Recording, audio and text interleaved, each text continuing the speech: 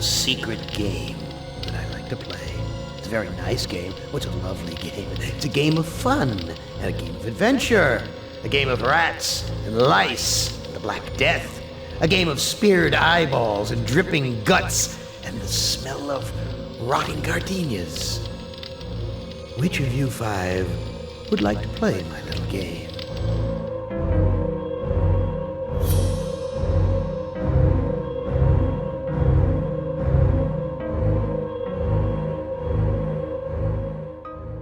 Harlan Ellison was born an angry old man in 1934, in Cleveland. So that should tell you something. An angry, outspoken, combative... The Disney organization can have the Earth. They can own it. They can pave it over and put up all the small worlds they want. Although, if you ask me, just that theme from It's a Small World is enough to make you want to take out an Uzi and shoot them all dead. But they can have all the money in the world. All I ask is that from time to time, they acknowledge that the people who wrote the things are the people who wrote the things, not Disney.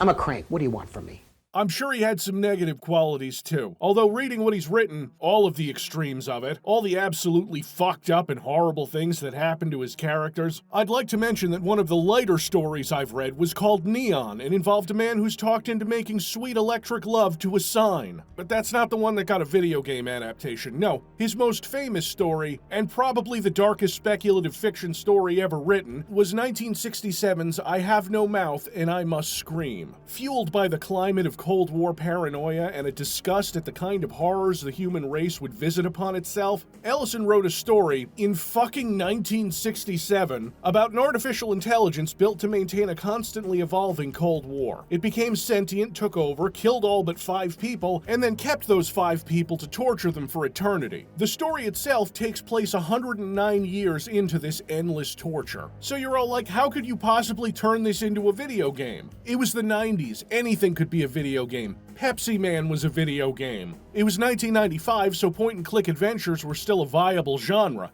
Not that this sold well. Ellison was doing press for the game, talking about how he wanted to make a game that no one would actually win. If you thought Douglas Adams wanted to fuck with the player, Harlan Ellison wanted to do that and also devastate them emotionally. This is not just a story about people being subjected to inhuman tortures. It's a story about what those inhuman tortures do to those people and how, to give a tame example, everyone got used to the character Ellen uncontrollably sobbing after the first 30 or so years of unending torture. So some of this video is going to be entirely devoid of jokes because I can't really think of a good joke to make when it comes to, you'll see. Ellison not only wrote a massive script treatment for this game, he also voices Am, managing to sound the most unhinged I've ever heard him. This is a man who reportedly sent a dead gopher to a publisher over a contract dispute. You send me the goddamn DVD now, or I'm gonna come down to your house and I'm gonna burn it to the ground. How about that? The game itself was re-released by Night Dive, but it's not a Kex port. It runs on Scum VM like a lot of point-and-clicks from the era. I guarantee this is the scummiest you'll ever feel playing a game. Telltale thinks deciding which NPC will die is a tough choice. How about asking to eat a woman intended to be a sacrifice? I'm getting ahead of myself again. For 109 years, I've kept you alive and tortured you. And for 109 years, each of you has wondered, why? Why me? Why me? This is the biggest thing that's been expanded from the story. It was never revealed why Am chose these 5 random people to torture, mutate, and generally make miserable. You've got Benny here all the way on the left, who's been transformed into an ape-like monstrosity while being constantly poked with metal spikes. Gorrister, who's constantly being electrocuted. Nimdok, who is fittingly inside of an oven. Weird name, right? The story explains that it was forced onto him because Am amused itself with strange sounds. Then we've got Ted, the point-of-view character in the original story, being constantly shot with lasers, and then Ellen trapped in a yellow box with a sliding door, and while that sounds less awful, it isn't. Oh God! It isn't. Each character has a section to play through, which simplifies the adventure game elements just a bit. You won't be picking up an odd early game item that you have to combine with an odd late game item to solve a puzzle. You know, bullshit here, I'm looking at you, Monkey Island 2. So I start off with Gorrister. Gorrister! I picked Gorrister first because I think his section is the best example of how this game works. Am is offering him a gift of being able to kill himself. Am is lying, because Am is horrifically fucking evil in ways that we have not yet begun to explore. I don't know what you're thinking, this is a fun show where we talk about video games. What hellhole did that godless machine put me in this time? It's actually a pretty impressive airship, a little worse for wear, a few areas need some cleaning up from the murder, but otherwise... Someone must have slipped this under the door. It says, I'm a friend. Trust is essential. Never do what Am expects and always expect more than what seems possible. Someone or something or a pair of somethings are looking to help you, after not doing so for over a century. In true adventure game fashion, I click on everything, including the mirror. This hole in my chest aches like a son of a bitch. Yeah? Oh, no, his heart's gone. It's stuck to the mast of the airship. We'll grab it in a bit. I go about exploring the airship, finding mostly empty rooms, and then I get to the engine room. It smells like piss, rotting meat. There's a key over there on the other side of the room next to a bunch of animals in cages. Wait, here's a sign. To remove key, push lever. Okay, I mean, I'm sure I'll need a key, right? My God, I'm killing those poor creatures in the cages. I've got the key, but the blood of these poor creatures is on my hands. Are they real? Is anything real?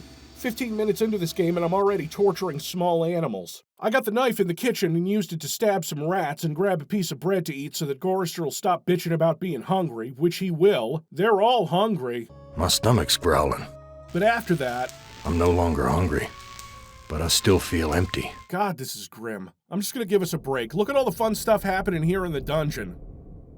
Like, this is terrible, obviously, but at least I'm not getting tortured. The administration seems to have something bigger to worry about. I figure out that the knife is very important as a tool. See, you gotta slice the airbags of the ship and turn off the engine in order to safely dock at a bar. Some roadside honky-tonk with my name on it. Yeah, let's hang out, have a couple drinks, put on some music. He took my baby away, then just about killed her, that stupid truck driver! He took my baby away! That shrill voice can only belong to that bitch Edna, my mother-in-law. She's always blamed me for Glynis being put into an insane asylum. Why not? It was my fault, wasn't it? Probably? I'm not sure, we haven't really delved into these characters this deeply before. You don't ever take me dancing. That's what Glynis said the night we fought. Oh God, why'd I have to hit her? I'd rather kill myself than hurt my poor Glynis. Okay, but you didn't. You're a worthless excuse for a man. Mama was right. You're not good enough for me. From the evidence presented so far, I have to agree. Okay, grab a bottle of whiskey. I think we'll need it. Not just because of how fucked up this is, but because it's an item I can pick up in an adventure game. I continue to go around using or collecting anything I can. Much better. Your father-in-law Harry's sitting at the bar now, but he won't say anything useful unless you get him nice and drunk. So, Pops. Harry, how did you get here? The Zeppelin, Gorrister. We came on the Zeppelin. What happened in the dining room? I shouldn't have let her force me into it. I'm not a murderer. Who did you kill? Didn't look at the wreckage in the dining room too closely, did you? I looked close, I did. I mean, there was an empty bottle of poison in the kitchen, though I'm not sure that's related. So you need to find the magnifying glass at the bottom of the urinal in the bathroom, which only appears after either talking to Harry or talking to the jackal out back. He's very well spoken for a canine. Well, Gorrister, you've seen better days. So has the big machine, for that matter. What are you? I'm man's best friend. One of them, at least. No. What are you, really? Let me answer with a riddle. Today I saw a Chinaman. Now what do you suppose that Oh, fuck, I means? think he's one of the other defense systems that was built and then taken over by Am. I hope. Also, dude, Chinaman is not the preferred nomenclature. I didn't know she was a prejudiced pup when I picked her from the litter. You're Am, playing with my mind again. No, but I do have an in with the big machine. He and I are like brothers. Yeah, I was right. Maybe. Thing is, the jackal is helpful. Kind of. He wants to eat your heart. I have a craving. A craving for something scrumptious. A human heart, perhaps. Yours. Well, that's a problem because... I know where my heart is, but I can't get to it. Don't tell me you've come to the end of your rope so soon, Gorrister. Yeah, that's a hint, but you don't have rope. You do have 2 dirty sheets you can tie together. As I do, I check every interactive thing in the scene, prompting the jackal to say, There aren't any bodies buried there, Gorrister. Not yet, anyway. which is another hint. So I walk to the back door. You've borne me to the edge of my fragile patience, Gorrister.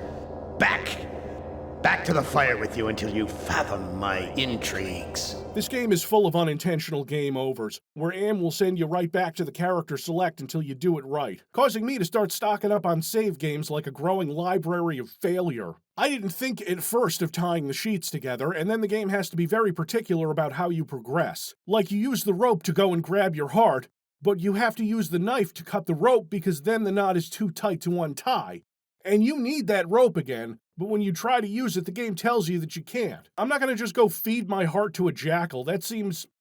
I don't know what would be considered weird in the context of what's happening, but that seems weird. So I go looking around more, using everything. I've washed my hands of the past.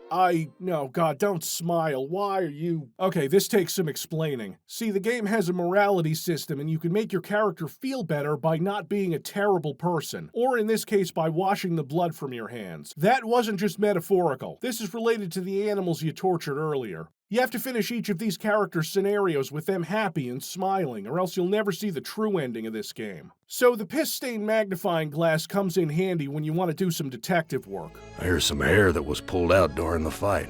It's the same color as mine. And here's some that matches Harry's. That warrants further investigation. I mean, it's not like he killed you. I'm sorry, Gorrister. Edna poisoned the punch, and after you drank it, I wrestled you to the ground. When the poison took effect, I cut you open. Why did you kill me? It's too complicated for me to explain. You'll have to ask Edna. Oh, great. Is she hanging around here, too? Harry tells me to go deal with the jackal, who you have to give your heart to. Okay, fine. Not like I'm using it. You want to get across the mountains? Go to the restroom and flush 3 times. What? That's not even a riddle. That's just nonsense. That's Edna, my mother-in-law. No, this is too good to be true. Yeah, but also your wife. Glynis, what has Am done to you, honey? And also... Beef. It's what's for dinner. Grade A quality, too. It looks like I can't escape you, Edna. Even in the belly of Am. Why would you want to escape from me, Gorrister? We're family, after all. You did kill him. Glynis was so lonely with you always being out on the road. I know you were doing the best you could. Oh, bullshit. Why should I trust my own murderer? Alliances change, Gorrister. Something's gone wrong. Am's 2 Conrads don't listen to me anymore. I need you. And you need me.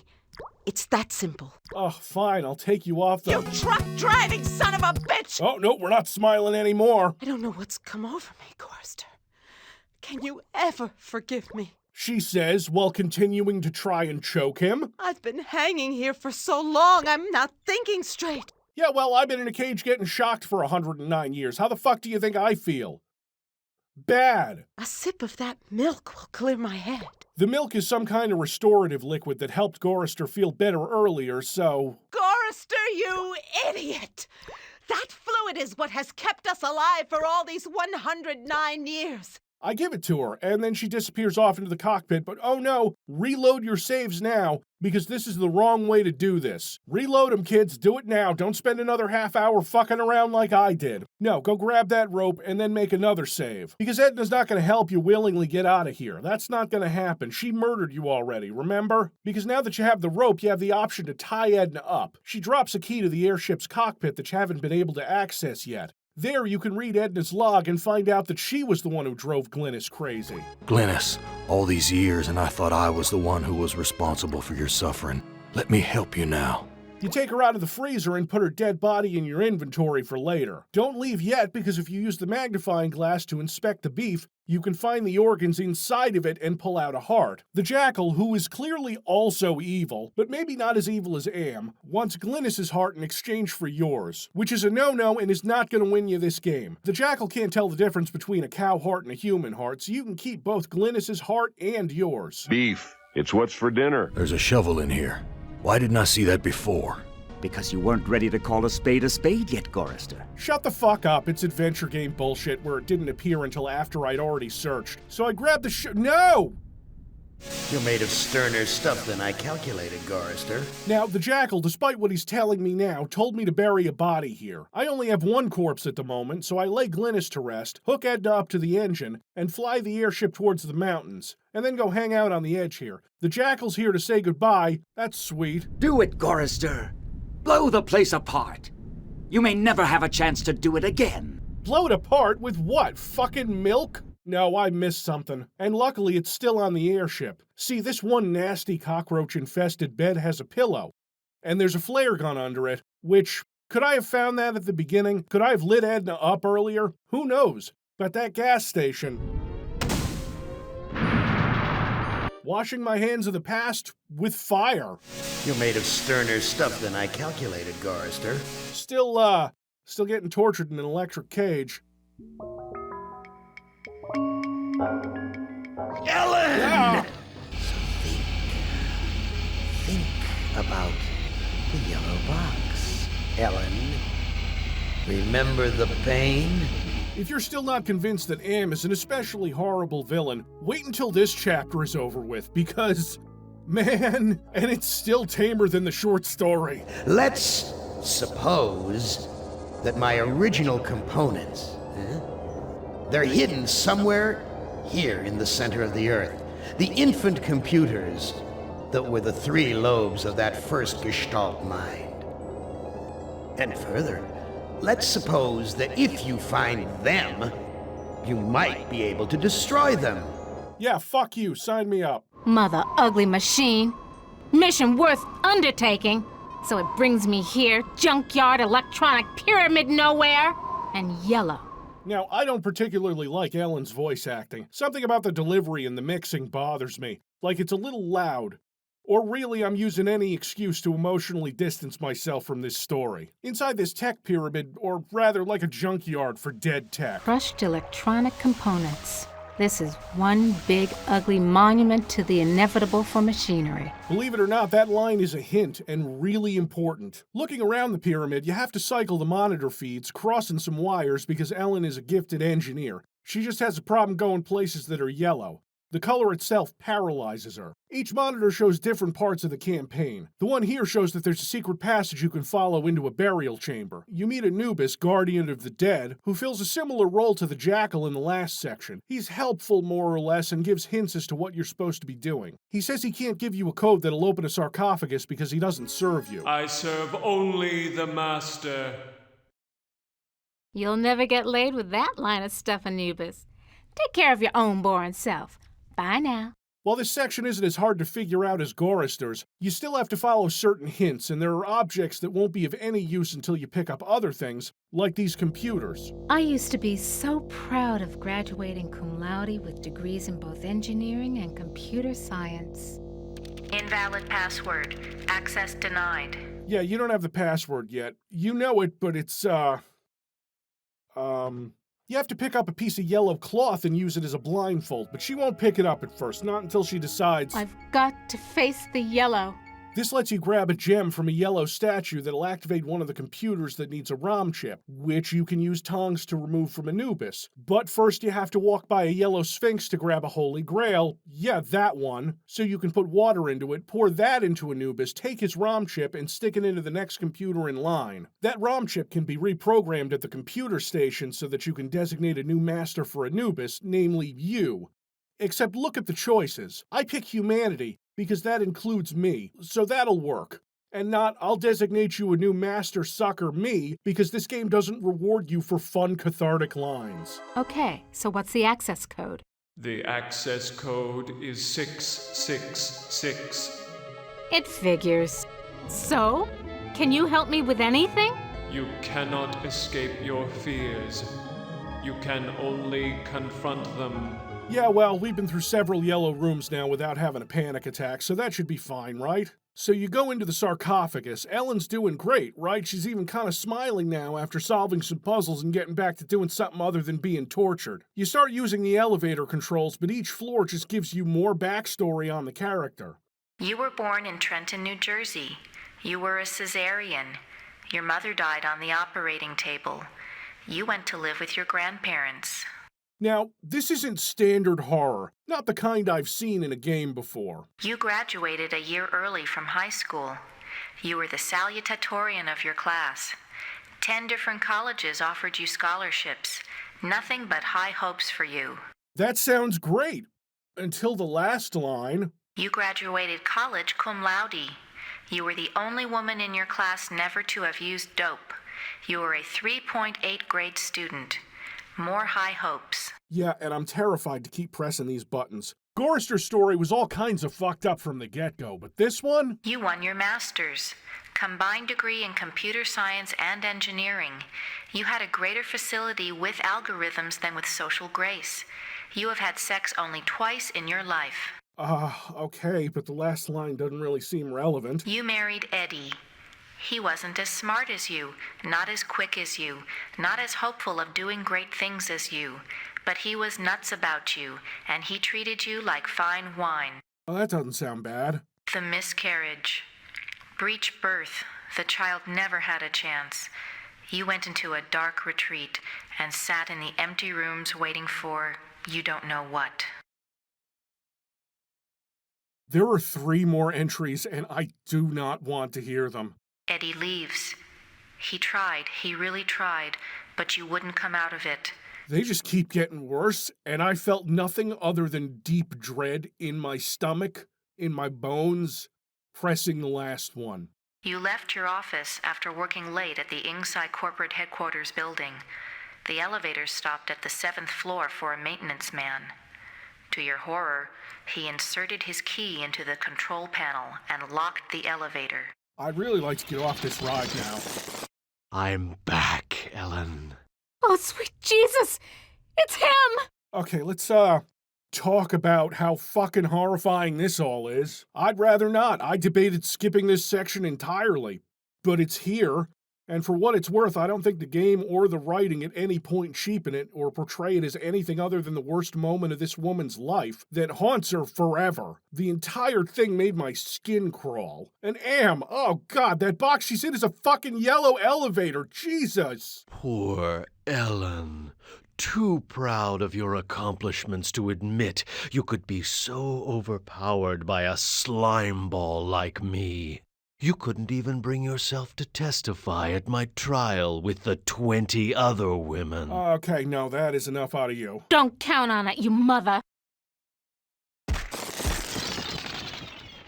I can't even laugh at the 90s adventure game absurdity of slapping him with the Holy Grail to defeat him. The year of that horrible event is the password to the 3rd computer. Inquire about the principle of entropy. The principle of entropy holds that all electronic systems must eventually decline into inert junk. That's pretty important to this whole thing, like I said before. You have to assemble a device that translates binary into human speech. Of course, when you finish this, you're sealed up in the pyramid with no escape, besides going into the sarcophagus again.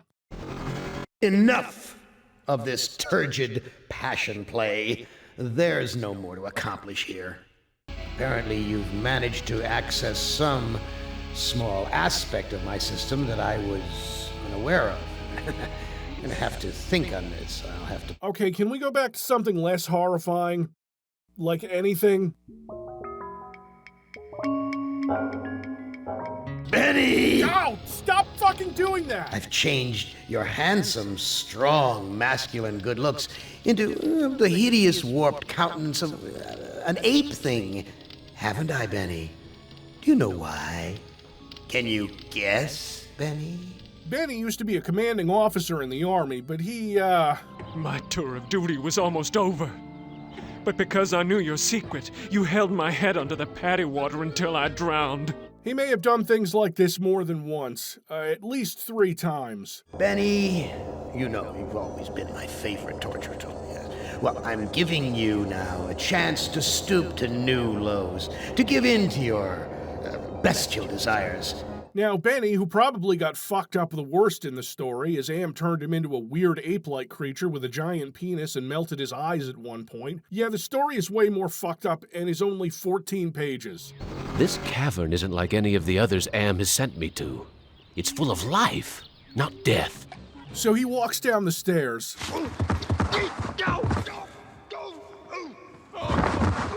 Am, you son of a bitch! You've cleared my mind but crippled my legs. I can barely walk. You can't walk very well, climb stairs, or speak. Benny's section is probably the simplest in terms of mostly understandable adventure game logic. Although when you're in doubt, talk to someone, like in the other sections. Wita fuma piba. I can't understand his language, but he seems to be welcoming me to the village. Okay, maybe not for this one. There's a small, dwindling tribe of people who seem to need to sacrifice one of their own to Am every day, through a random lottery. So when I say understandable adventure game logic, know that it's also the single darkest version of that. Benny is, like everyone else, very hungry. There's unlimited fruit you can pick up, but he can't chew it. Hurts! Hurts! Hurts! You can talk to a starving child because he's interfaced himself with the computer systems. Oh, thank you for food. I tried eating the fruit. It only made me sick. You bleed when you eat. When I was young and not so different, my mother chewed it for me first and then fed me. Is that... Oh, yeah, we're doing that. Amazing. This woman digested the food and then regurgitated it back to me, like a bird feeding its young. Yeah, thanks, David Attenborough, but I just watched that lady vomit into your mouth. It's what's for dinner! Made Benny happy, though. In terms of the moral choices you have to make in this one, they're pretty obvious. See, this whole sacrifice thing happens nearly every day because Am, as we've established, sucks. So much so that when you go to sleep and wake up again, the boy's mother is gone. Nothing good has happened in this game, so let's go to the sacrificial altar. Who? Dada cho shama am. Looks like some kind of lottery. That's the mutant child's mother. It looks like she's been chosen to be sacrificed. I am the great and powerful. You didn't bring me Toto, but I accept the chosen one. You shall not feel my wrath today. Wasn't expecting the Wizard of Oz shout-out from him, but maybe that's just old Harlan riffing. There's burnt plastic and twisted metal where bits and pieces of the woman should be. Yeah, I was gonna... What? Of course, if you want to fail this section instantly, you can ask to eat the mother. This is Am, the great and powerful. Yeah. The woman's death means nothing to me. I will take the newcomer instead. Benny, a heartless animal to the last. This section is very clear about what it wants from you. Benny visits the graves of soldiers he either directly or indirectly killed. You left me for dead in the field. The bullet in my brain came from your gun. What can I do to prove that I am a different man? Give us proof of your newfound empathy. Okay, I can do that. Let's sabotage the sacrifice lottery by stealing the bag. I have the lottery bag. No more villagers will be sacrificed. You prove that you're capable of caring for others, and that's worth something. Place the lottery bag into the earth. We will guard it. We forgive you for what you've done to us, but we can't speak for your most tragic victim. Oh God, I did something worse? Brickman's grave is under those vines. Hello, Commander. I'm not exactly happy to see you again. I last saw your face just before I got it right between the eyes. Yeah, but his face has changed a bit since then, right? Am still wants a sacrifice tomorrow, and we need to protect that boy. Telling him to hide doesn't work because he wants a friend, so we assemble a doll from some junk lying around. You know, a bit of wood, some wire, piece of his dead mother. No, that's cool. He's hidden now. He's safe. Oh, no, he's not. You take the boy's place on the altar, and Am is not happy about it. Benny. No. I send you out among the prey, and instead of indulging your hunger to keep me amused, you show them compassion. Did that make you feel good? Was it a nice respite from the even darker, more horrible shit happening in these chapters? Well, that's good, because now... Nimdok! How are things in the pastry core, Nimdok? Tell me again how you saw the smoke from the furnaces, and you thought they might be roasting chickens. Or don't you want to talk about all that? About your pal, the good Dr. Mengele? Did you think I was fucking kidding about how dark this game gets? Nimdok, you are kindred spirit to me. Even if you don't realize it fully yet, you must sense it there in your blood and fiber. I've constructed an adventure of sorts to revive your failing memory. I want you to find the lost tribe of humanity and continue your eminent scientific research. Nimdok was, as far as I remember, from reading the story again maybe 3 hours before writing these words, not a Nazi doctor. So they're really trying to flesh out the story's characters.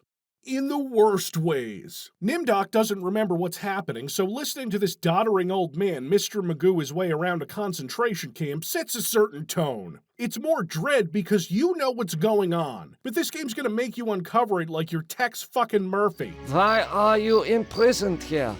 You have the features of a man of intellect. Would your eyeball is skull-shaped to know that, you fucking Nazi? Is this an official interrogation, Nimdok? Or are you mocking me? Do you know of the lost tribe? I must find it.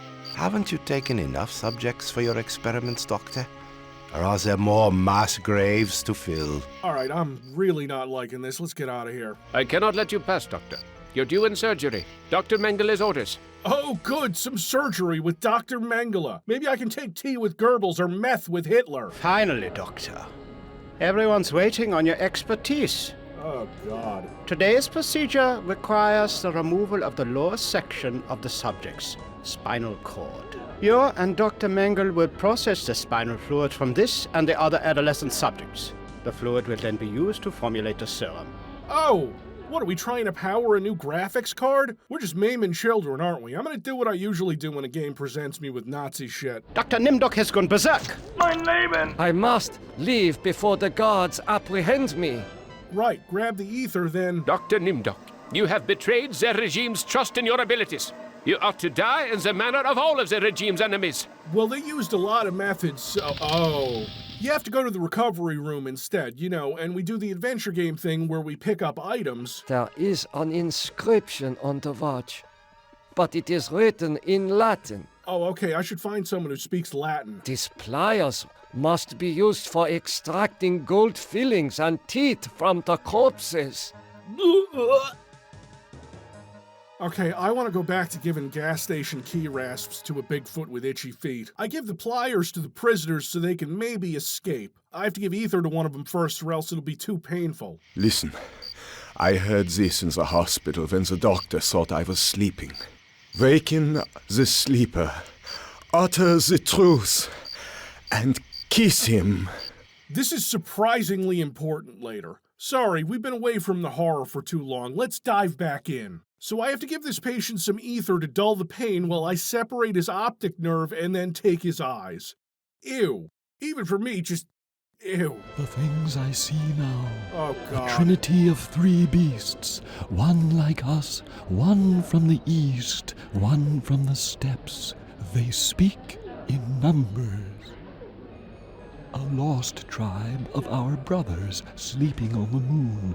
They sleep in darkness, unseen by the beasts. These eyes seem perfectly preserved, almost alive. Oh!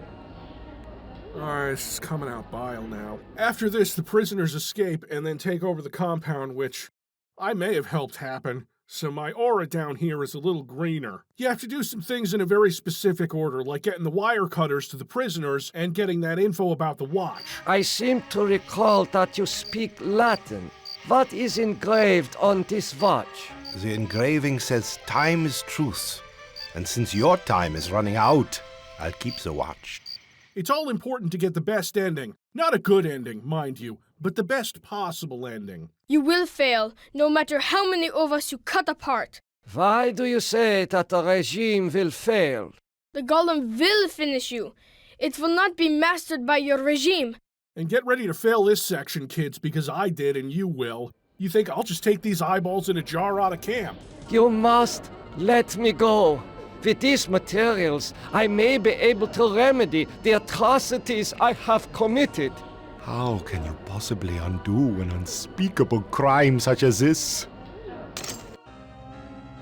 You need those eyes, though. Like, you need them. You have to find a box in the office to put them in so you can smuggle them out. Now you exit and head up to Nimdok's lab. Nimdok's actually worse than you think, because these experiments, specifically the morphogenic stuff in youth serum, are what allow Am to torture everyone forever and turn Benny into an ape thing. Am sees Nimdok as a kindred spirit. He looks into a mirror that reveals his past, which horrifies him, naturally, and he confesses to handing his own parents over to the Nazis while he's trying to raise a golem. Oh yeah, you make a golem! Using those eyeballs you smuggled out. It's still the 90s, kids, and video games were still absolutely bug-fucking-sane. Especially if Harlan Ellison wrote them. You have the option to turn control of the golem over to the Nazis, which, no, I'm not doing that, even for a bit. And when you give control over to the prisoners, they... Golem, kill Nimdok. Have it rip Nimdok's head off. Can't say I blame them. We're not as alike as I thought, Nimdok. The spark of humanity somewhere. I'm just picturing Am as one of those guys who is way too into World War II.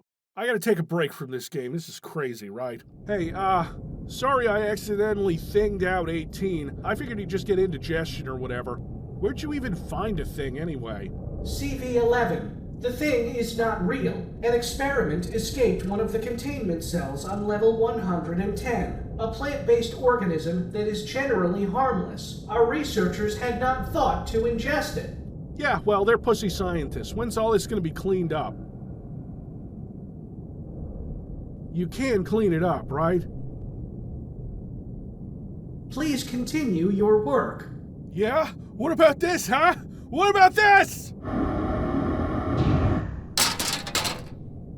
Oh. Looks like it's just point and clicks from now on. Ah! Ah! Ah! Ted! No, stop it! Do they know you're a fraud, Ted? Have you told them there wasn't any money, and no great home on the shore drive, no speedboat, and no wonderful cabin cruiser that could sleep 12 in a crew of 6? Do they know? Ted, for a nice change of pace, isn't a victim of horrible tragedy. You know, aside from being tortured for over a century, he's just a bullshit artist who cons single rich women. He likes to pretend to be a knight in shining armor, so Am puts him in this medieval scenario. You can't use any of the other teleporters in this room. They all give you a game over and make you start again. Kinda weird that the point of view character from the story gets the least memorable chapter. What sort of intrigue is Am plotting this time? He's left me here alone. Still, I feel as though I'm being watched. He's also very paranoid, though he is probably being watched. So typical of the castles I've visited in Europe. A beautiful facade disguising ordinary stone. Appearance is everything. You can read a lot into this line. I'm choosing to read the obvious, which is that Ted is a douche. So many women have called me their knight in shining armor, but never Ellen. Yeah, Ted, I think she's dealing with her own shit right now, and also being tortured endlessly. Basically, Ted's chapter is also about not being the kind of asshole he was before the world ended. Am has framed this medieval fantasy scenario to mess with him. Am promises Ted that if he solves these puzzles, then he'll let him go free. And he's not lying. Exactly. Overall, Ted's chapter is a bit more upbeat than the others. I can't take this suffering anymore, Ted. The things I've endured. Help me to die with dignity. Don't let anyone violate me again, not even in death. Oh, Jesus Christ. If you really care for me, Ted, bring me my hand mirror. So I go around taking everything that isn't nailed down, like this icon from the chapel, pieces of a broken mirror, which isn't Ellen's mirror that we need to find, and I run into a roadblock when I meet the maid. Is there a way to escape from this castle? Escape? With all of those wolves in the forest? Well, it's safer to stay in the castle. The beds are very cozy. You should try mine sometime. Whoa, maybe finish plucking that chicken before you start flirting. And wash your hands. I don't want to get conjunctivitis because of 12th century hygiene standards. Unfortunately, she's the only one I can talk to around here who might give me a hint. I try to get her to find a mirror. I'll make a deal with you. I will tell you where you can find a mirror if you spend some quality time in my bed. Oh, you know what? I bet this is a test. Ted has to bang a poor girl for once. I see what you're doing, Am. Well, how can I possibly refuse such a lovely lady? Yeah, that's right. I'm not falling for Am's bullshit. That was nice. You've done this before with lots of girls, I'll bet. Now tell me where the mirror is. Why, of all the nerve! After what we just did, all you can think about is that thing sleeping in a bed! Hey, this whole deal was your idea! Oh, fuck! Look, I am not going to make love with you. Oh, all right. I have another deal for you. The oven's broken. If you can fix it, I'll get you a mirror. I fixed your oven. Now where is the mirror? Sorry, I don't know where a mirror is, but at least now I can finish dinner. I have a feeling that there's no winning here. Why, you used me, you bitch! Just like you tried to use me, you snobby bastard. I'll bet you've used lots of women with your smug charm. You're nothing but a phony. Okay, fine, you have a point. The maid does tell us about a mysterious old woman who knows where the mirror is. Is Lady Ellen prepared? As ready as she will ever be. The spell keeps her body weak, but she will remain conscious. Yes, we're dealing with witchcraft. Then we wait for a prince. With his help, we can open the gate to the other world. This is getting a little convoluted. There's a secret passage in the chapel that leads to where the witch is hiding out. Ah, our prince has finally arrived. Now we can begin our ritual. Isn't that who you want to be to Ellen? Her Prince Charming? I need someone to gain her trust, to break down her defenses. It's a part you played many times in the real world. What ritual are you talking about? A sacrifice, a trade. Ellen's life in exchange for safe passage through the gate. Oh God, am I gonna have to bang the witch too? It is not that simple. The mirror holds great power. It can be broken only within the magic circle. Now, she wants me to break Ellen's mirror, which I still haven't found, and then she'll lead me through the gate to the surface to escape. This is the part of the chapter that chafes my scrot, kids. It pisses me right off. There's a couple of bookshelves, one in the witch's room and one in the father's room. The witch's bookshelf has her spells in it. The incantation is Kala Ingmar Thako. Foolish mortal! You don't have the ability to use the spell properly. We'll see about that. Kala Ingmar Krako. Ah, damn it. So much for Prince Charming. Kala Ingmar Thako. Oh, I suddenly feel so sleepy. All right, time to do some unsupervised black magic. Why'd you have to finish the circle? Now I'm stuck here until we work out a trade. Oh, man, I'm already tired of having to run confidence games on fantasy creatures. Stop fucking smirking like that, Ted. This is Sergat, or something disguised as Sergat, who will unlock the maid's bedroom door so I can go and get the mirror. I could get him to open the door to the surface, but I know that's not how I'm supposed to play this. I have to play Ted against character, after Sergat sucks some blood off a piece of broken glass. The mirror isn't in there, just a picture of the devil holding a hand mirror. How do I know it's the devil? Because he shows up with an angel in Ellen's room right after. The angel is basically no help because he doesn't know where the mirror is either, or else he would have used it to get rid of the devil. The angel wants to take Ellen's soul to heaven and relieve her suffering. The devil also wants Ellen's soul. That's a valuable commodity where I come from. Oh, so I'm not giving you anything. At least he's honest. You know, until he lies to me about not knowing where Ellen's mirror is, he hid it where no angel would go. Inside of the fucking Divine Comedy on the father's bookshelf that I've already fucking searched! My, I am gorgeous. Why, I could just plunge right into myself. Ew. So we use the mirror on Ellen, who then dies. In this fake scenario, she's still getting tortured. Shouldn't that be the end? I guess I still have to deal with the demon upstairs, but hey, wait, what the fuck? He gets eaten by a wolf? You remember that stupid icon from the chapel? I had to use that earlier to shut this door and then push a suit of armor against it, or else a wolf comes in and eats Ted. Why? Fuck you! Not like there's much more to do. You trap the devil in the magic circle and get Sergat to open a gate to the surface world, which is an irradiated wasteland because, oh yeah, of course it is. This is strange to me because Ted, in the story, actually sacrifices himself so that everyone else can escape. And by escape, I mean die, because that's the happy ending of the story. But in the game...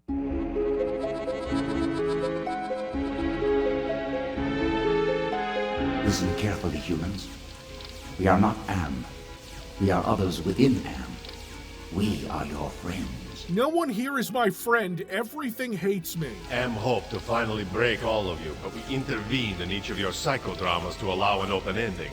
When M tried to compensate for what he couldn't expect, it widened the hole into his realm. Now is the time to attack, but we can send only one of you into his REM space at a time. So you want to pick Nimdok for the ending. Why? Because he knows the password to this damn console and nobody else does. Except, maybe, if you've killed everyone else in this section via punitive electric shocks, and the correct answer appears for the last person. In this case, it was Ted, but I wanted to see what happened if everyone failed, so here's the ending to the original short story. Am has won, simply. He has taken his revenge. I have no mouth, and I must scream. Fuck you, Ted. This looks like the surface of the cerebral cortex. Magnified many times, of course. Interesting. Is it? So I've seen a circle like this before, recently, and I used the chalk on it. Will you never be done with me? Oh god, not this guy again. He tells me what I already know about the two other supercomputers that Am absorbed, but he does actually have some useful knowledge. Look at this. Bet you didn't know there were other humans left alive, did you? They're up there on the moon, sleeping like everybody else seems to be. Whoa, hold on there, I have no mouth and I must scream. You're getting dangerously close to setting up a happy ending to this. Now you must complete your end of the deal, invoke the totem of entropy, and I might be able to help you. Fuck no, absolutely not. Entropy is the only thing I've seen that could be Am's weakness throughout the entire game, and you can't trust what any of these things say. I refuse. Okay, human, you can keep it. We'll work together to beat them. Now, invoke the totem of compassion. What? No, first you say you'll only help me if I use the totem of entropy, and now you want me to use this other one? This guy is so full of shit. He doesn't let me, I have to use it. Wait, no, that just summons the other supercomputers who destroy him. Now is your opportunity to defeat Am. Go to the ego. Wake the ego. Use the totem of forgiveness. Disable no more than the ego. Yeah, fuck you both. You want me to destroy one part of Am and then let you two run around unsupervised? Two supercomputers built for the same purpose? No, it's a fucking fire sale. Everything must go. They say the lunar colonists are dead, but they're probably lying. There's a lot of stuff you can mess with in this weird brain space, and you shouldn't touch any of it. Not the robot Glynis, not the pillars or the holograms. Go straight for the ego, id, and superego. I don't think I've ever played an adventure game before where so many of the characters just straight up lie to you. You want to harm me, don't you? I am incapable of hurting you. Bullshit. I have transmitted false information. Correction.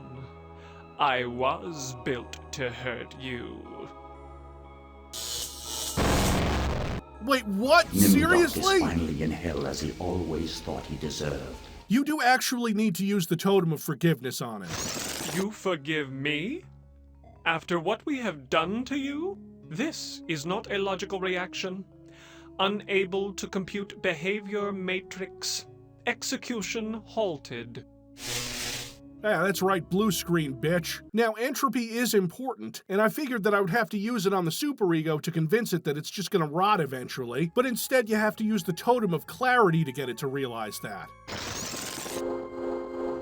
Do you realize how powerful I am, human?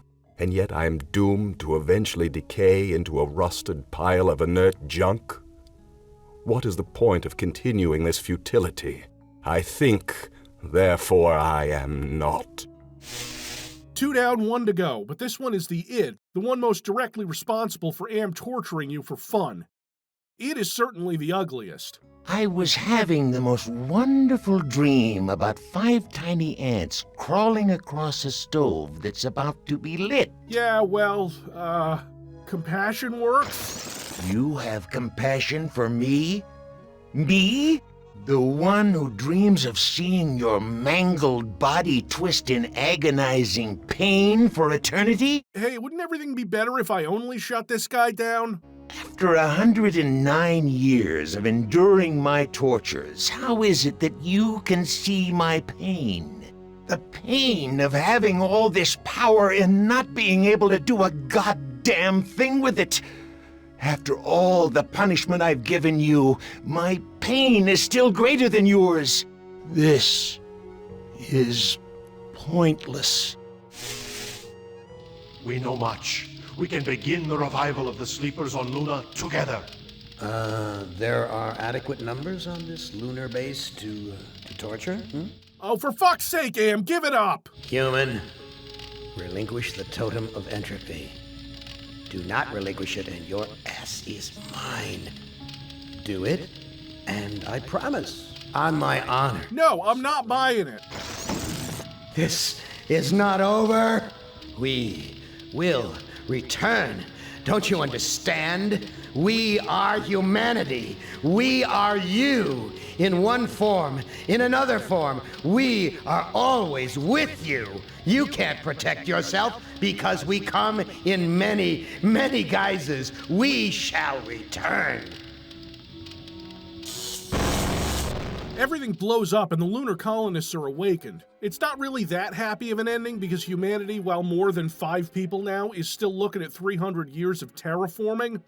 Or I guess re-terraforming the Earth. I feel like I should have picked another character. Probably Ellen, since she's not a wife-beater, or a murderer, or a greasy con man, or a Nazi doctor. It is not so bad being a watchdog up here. I will keep the machines in their place until the lunar colony is ready to return to Earth. We were all heroes, in spite of ourselves. That's it, the other 4 are dead. I mean, that is the happy ending in the story. And you know what, kids? I think it's about time for my own happy ending. Not long now. Attention. Quarantine level has been raised to red. Purge beginning in 10. Oh yeah, baby, let's do 9, it. No more 8, neutral oath. 7, no more shocks. 6, no more 5, cold room. No 4, more ocular 3, displacements. No 2, more kidney 1. punches. Purge initiated. Have a nice day.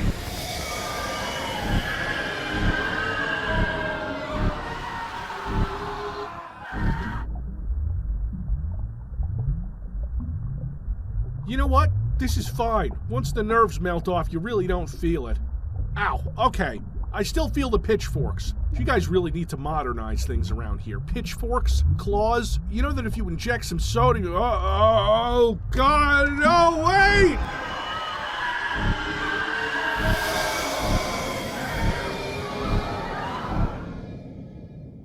What the fuck? Your sentence has not been completed. Am I? Oh, you...